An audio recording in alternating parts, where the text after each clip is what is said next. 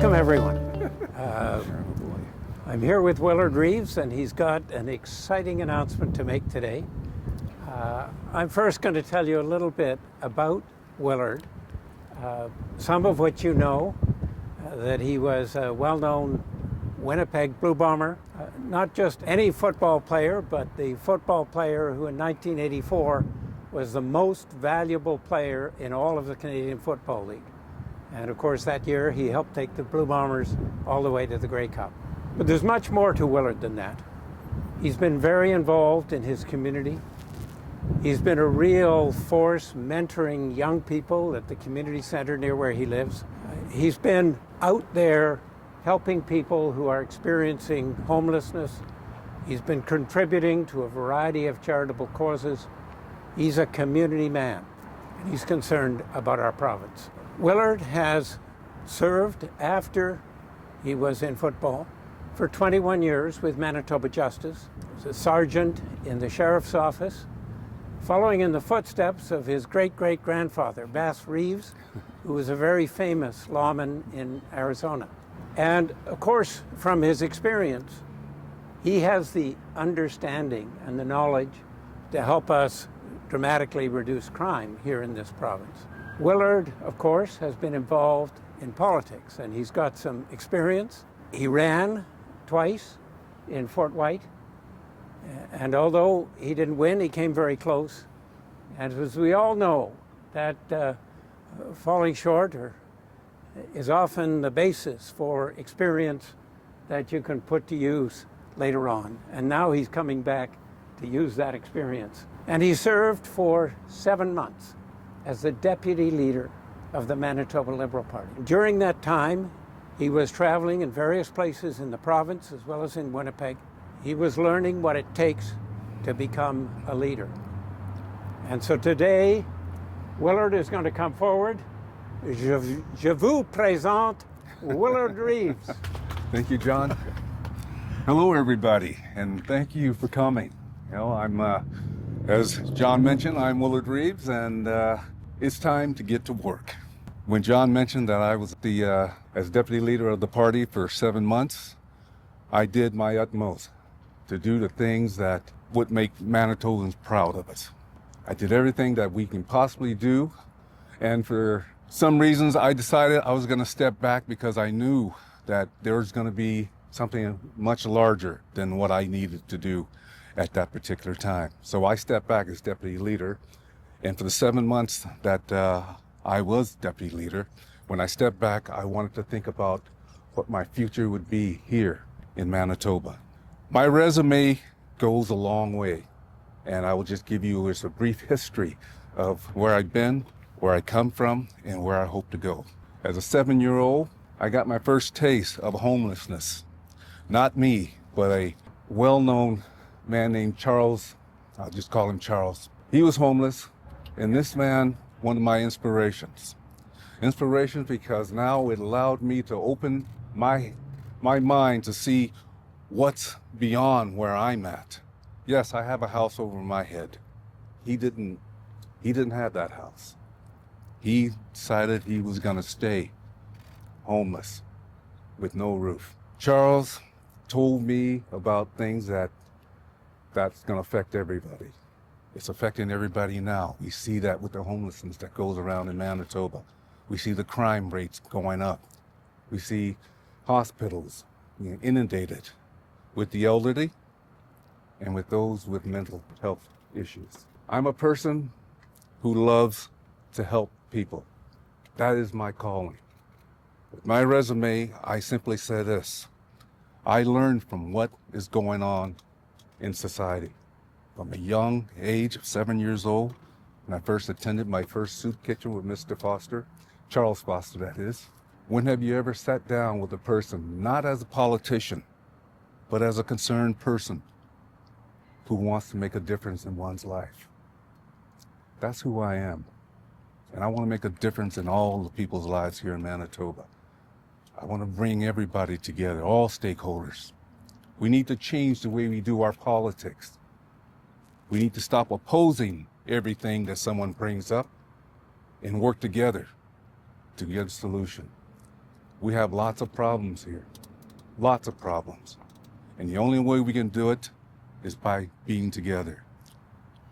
So as a person who's familiar with teamwork, who's always been on a team, who always strived to be the best, I will be the best leader that this problem can ever have, because my passion is about the people, not the parties, not the higher ups.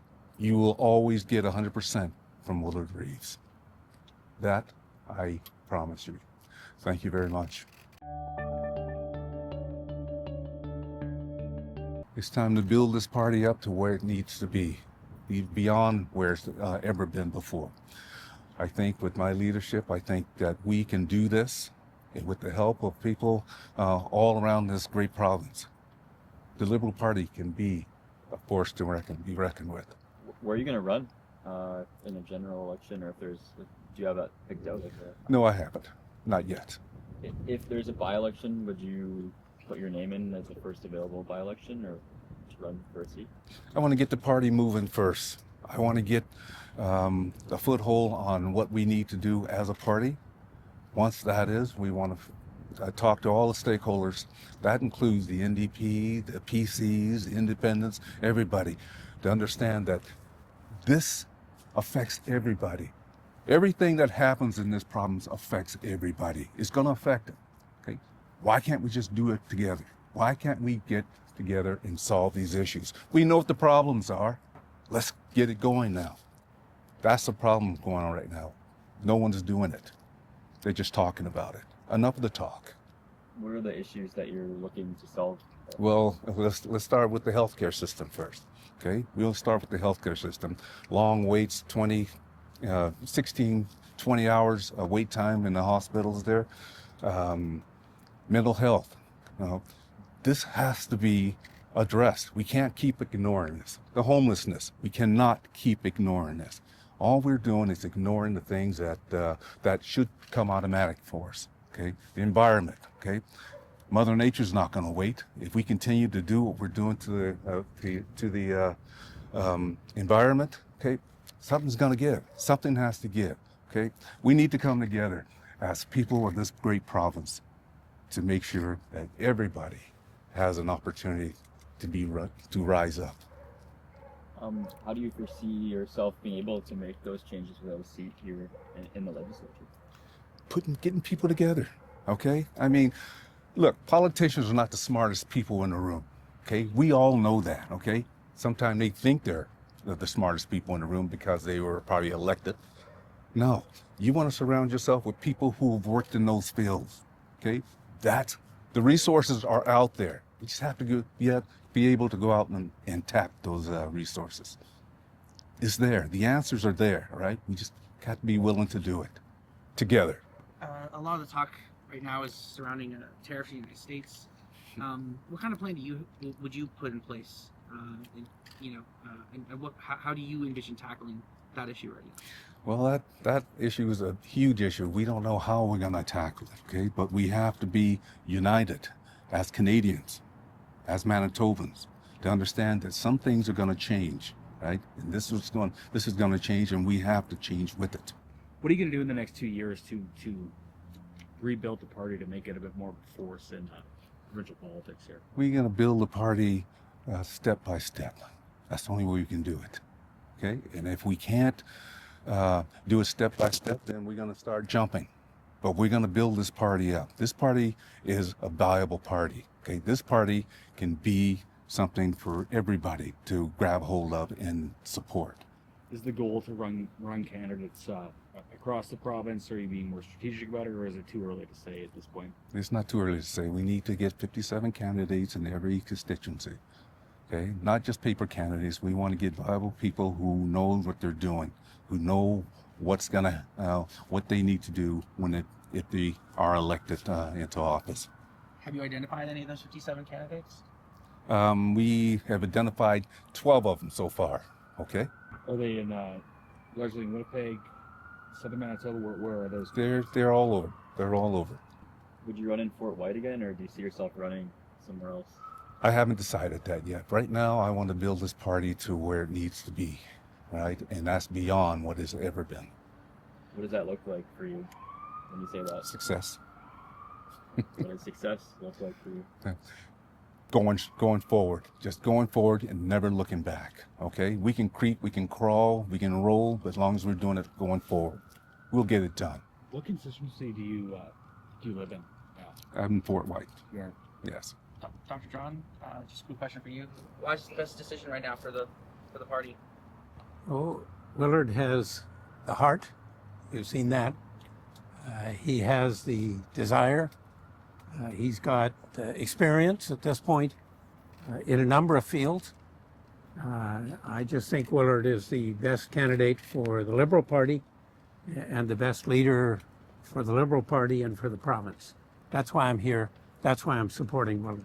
Like, how do you see yourself working with MLA Lamoureux to sort of accomplish some of the goals that you're setting up? Well, I've worked with her as a deputy leader, and whatever it is that she needs help with, I plan on making sure she gets that help, and building the party forward to making sure that we stay in step. Why do you think Manitobans should believe in you and what you want to do with the party? I'm a proven leader, plain and simple. Okay, I lead by example. I don't just talk about it. I lead by example, and I have done that. Dr. John mentioned my 2 defeats in the by-election, also in the general election there. That didn't stop me. What I did was open up a book and read everything I could possibly read about politics, the difference of politics, and what we need to do and how we need to do it. And what I came out to be is everybody's is going this way, going that way. Yeah, you got your personal agendas, but at the end, it all affects us all. It's going to affect us. So why not get together and do something about it? The people of Manitoba needs to be represented better, plain and simple. They will get great representation from this man here, okay? I promise that. Mr. Reeves, what kind of work are you going to be doing, I guess, in the interim here to sort of reach out to Manitobans and reach out to potential voters? It may not be a by-election for the next general election, so what are you going to do? Well, I'm going to do what I did as deputy leader. I'm going to be traveling around Manitoba, talking in the communities, talking to young children, possible young liberals, and people who just want to figure out what they want to do on the next election. Okay, we can figure that out for them. We can do the job. We just need their support. That's all. How challenging do you think it might be for you if you are to become leader to sort of have a voice, I guess, in the political sphere here and what goes on in this building without a seat? It's very challenging, yes, but in cooperation with everybody. If something is good, okay, why oppose it, right? You vote for it. If it's good for the people, we vote for it. Yay, okay, not an A, not complaining about this and that and whatever, because that's all we're doing. That's all what's going on in this legislative building right now is people complaining about the other party doing this and not doing that, right? It's time to get together. It's time to get things done. Yeah. One quick question. Do you have any insights that you would like to share about your desire to work on improving education systems in Manitoba? Well, we know that the education system is really faltering. We are leaving children who are having disabilities, learning disabilities, and we're just putting them to the side and not doing a lot for them. We have to have a comprehensive educational system where everybody is included, where everybody is recognized to having any type of learning disabilities are dealt with, are helped in making sure that they keep up with everybody else. Do you think you're the person that can bring this party back to having official party status? I wouldn't be running for this leadership if I did not think if I didn't think I was the right person for it. At this particular time, at this juncture, I am the right person for this job. How many seats would you like to see the party win? All of them. I mean, how many do you think you can win at this point? Well, that's a hypothetical question in saying it, right? But if we can have a voice, then the people of this great problem is going to be represented. Okay. Thank you, everyone. Thank you, everyone. Well done. Thank you.